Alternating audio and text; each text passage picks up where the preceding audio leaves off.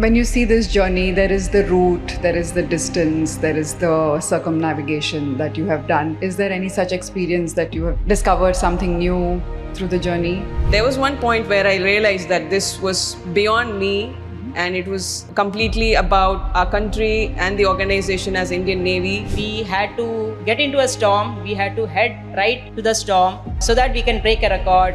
You can set example for others. There was complete mental fatigue and physical fatigue, and we didn't know that we would see the next sunrise. When you see this journey, there is the route, there is the distance, there is the circumnavigation that you have done. But did you feel somewhere that this was beyond just the experience of just taking that, geographical circle around the earth? Were there any such moments where you felt that, this is beyond all of this?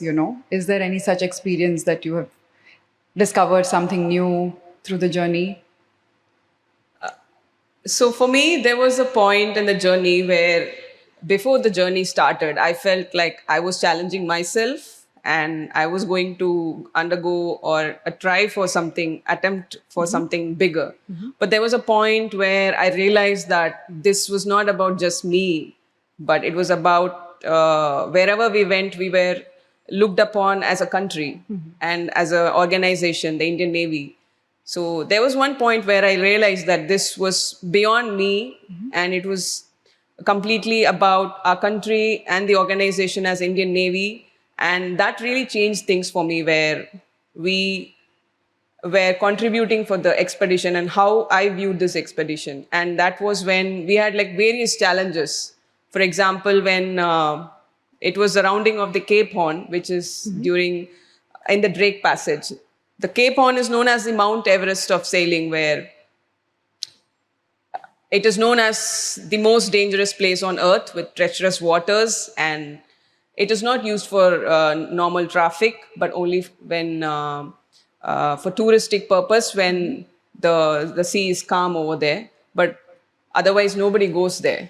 And those were the moments when we felt that, we had a mission with us and a huge responsibility on us. Tilda, what about you? So during this expedition, we had faced many challenges, but sometimes we actually went behind the challenges. For example, reaching the point Nemo, it was not easy for us because we had to take a D route and go to that exact coordinates to become the first Indian Asians and first in the world to break that record, to reach there in a sailboat. So reaching there was never easy for us. We had to get into a storm. We had to head right to the storm so that we can break a record. You can set example for others. So this journey it was just, as she said, it was just not about us. It was about the whole country. It was about taking a flag at every point and flying it. So definitely this entire journey was just not about us. It's beyond our the country. Whatever we could do to keep our country's name high, we were able to do it. Right. And Dilna, you also interestingly mentioned the collection of some water samples that you did. Could you tell us more about? We collected 60 water samples across the ocean, including the Pacific Ocean near the Cape Horn, for the National Institute of Oceanography, which they'll be using for further studies. So we're very fortunate to collect those data because we don't have any facility to reach there at that point. So we were actually able to be a part of it and collect those samples and hand over to them. Okay. And were there any such unexpected incidents that happened and then you felt we overcame something that we wouldn't have ever thought of overcoming while at sea?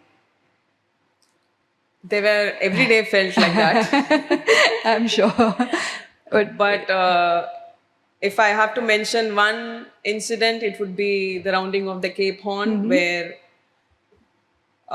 we hadn't slept for more than a day. It was around 36 hours of sleeplessness, where the weather was really rough and we had to round Cape Horn. And we had planned this entire journey around Cape Horn, where there was a weather timing where we had to round Cape Horn between January and February, and that is the austral summer.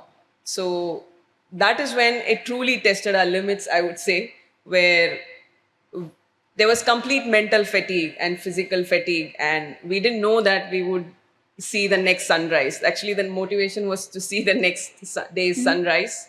But those were moments when we were really frustrated, exhausted, but that actually showed us what we are capable of, what I'm capable of, and how we can push our limits if we really wanted to.